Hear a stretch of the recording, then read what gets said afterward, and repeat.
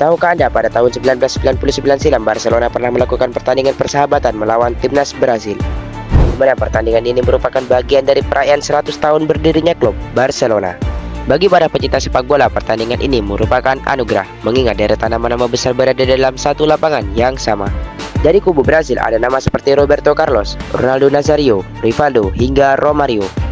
Sedangkan dari kubu Barcelona ada nama seperti Pep Guardiola, Luis Enrique, Luis Figo, hingga pelatih timnas Indonesia Patrick Kluivert.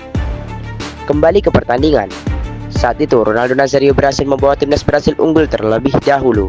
Namun tak lama kemudian Luis Enrique berhasil menyamakan kedudukan menjadi 1-1. Rivaldo yang notabene pemain Barcelona kemudian unjuk gigi dan berhasil membawa Brasil unggul menjadi 2-1. Sayangnya kemenangan timnas Brasil harus sirna setelah Philip Cocu mampu menyamakan kedudukan menjadi 2-2. Jika semisal suatu hari nanti kamu menjadi presiden FIFA, kamu akan mempertemukan klub mana dengan negara mana? Tulis di kolom komentar.